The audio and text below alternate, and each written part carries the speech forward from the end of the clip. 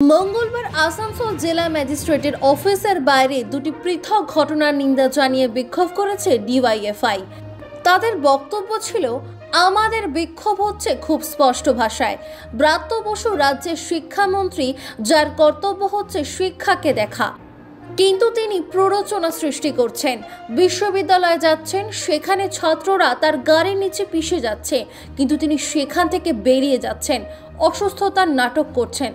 তারপর গোটা রাজ্য জুড়ে তৃণমূল কংগ্রেস এই ঘটনাকে কেন্দ্র করে প্ররোচনা সৃষ্টি করছে। একের পর এক বামপন্থীদের অফিস ভাঙচুর করছে, কলেজে ভয় দেখাচ্ছে, বামপন্থী মুক্ত কলেজ ক্যাম্পাস করতে হবে বলে দাবি করছে, বামপন্থী মুক্ত এলাকা করতে হবে। 5 মিনিট লাগবে বামপন্থীদের খালি করতে, 5 মিনিট লাগবে অফিস দখল করতে। আমরা বলছি, গণতন্ত্রে এই জিনিস চলতে পারে না। এছাড়াও জেলায় বামফ্রন্টের দলীয় কার্যালয়ে হামলার অভিযোগ আসছে। তার প্রতিবাদ জানিয়ে ডিওয়াইএফআই এর পক্ষ থেকে বিক্ষোভ প্রদর্শন করা হয়।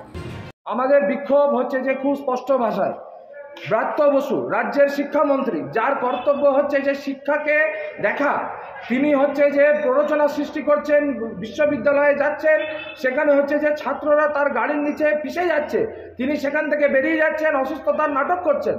তারপর হচ্ছে যে গোটা জেলা জুড়ে, গোটা রাজ্য জুড়ে তৃণমূল কংগ্রেস এই ঘটনাকে কেন্দ্র করে প্ররোচনা সৃষ্টি করছে। একের পর এক বামপন্থীদের অফিস ভাঙচুর করছে, কলেজে ভয় দেখাচ্ছে যে হচ্ছে যে বামপন্থী মুক্ত কলেজ ক্যাম্পাস করতে হবে, বামপন্থী মুক্ত এলাকা করতে হবে।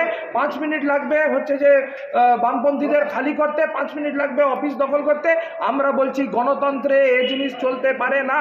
বামপন্থী ছাত্র যুবরা গোটা জেলা জুড়ে যখন হচ্ছে যে অরাজকতা সৃষ্টি হয়েছে, চুরি, কয়লা চুরি, বালি চুরি, লুট চলছে, ক্যাম্পাসগুলোকে নষ্ট করে দেওয়া হচ্ছে, বামপন্থী কর্মীদের উপর আক্রমণ নামিয়ে আনা হচ্ছে, দুর্গাপুরে পার্টি অফিস ভাঙা হচ্ছে, 80 বছরের ঊর্ধ্বে কমরেডদের হচ্ছে যে সেখানে আক্রান্ত করা হচ্ছে, দুর্গাপুরে অভয়ার মিছিল করতে গিয়ে হচ্ছে যে এসএফআই ছাত্র যুবদের উপর বোম মারা হচ্ছে, আক্রমণ করা হচ্ছে, দোষীরা সুন্দরভাবে ঘুরে বেড়াচ্ছে।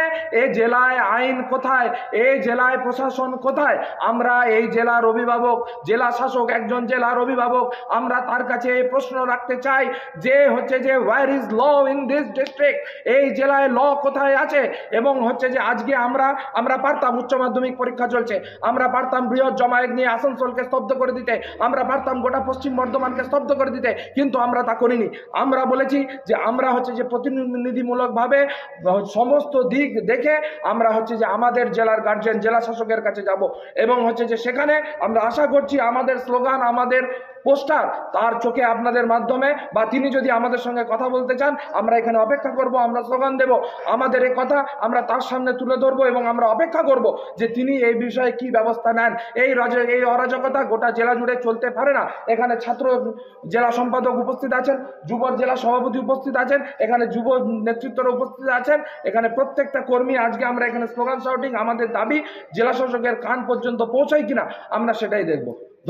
কালকে দেখা গেল যে বিভিন্ন জায়গায় কিন্তু আপনাদের মানে কর্মীদের উপরে হামলাও হয়েছে। আপনারাই সবার আগে দেখছেন, আপনারাই হচ্ছে যে মানুষকে দেখাচ্ছেন, মানুষও উপলব্ধি করছে। তাহলে হচ্ছে যে এই প্রশ্ন ঘুরে আমি আপনাদের কাছে রাখছি যে হচ্ছে যে তাহলে আইনের শাসন কোথায়? Where is law in this state? Where is law in this district? Where is law in my own locality?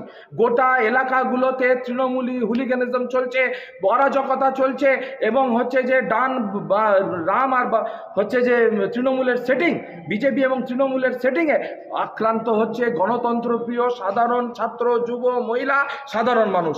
এর বিরুদ্ধে বামপন্থীদের লড়াই, সে ছাত্র হোক, যুব হোক, শ্রমিক হোক, কৃষক হোক, ক্ষেত মজুর হোক, যাই হোক, এই লড়াই চলবে। গোটা জেলা, রাজ্যকে, গোটা দেশকে এই হুলিগানদের মুক্তাঞ্চল করতে আমরা দেব না।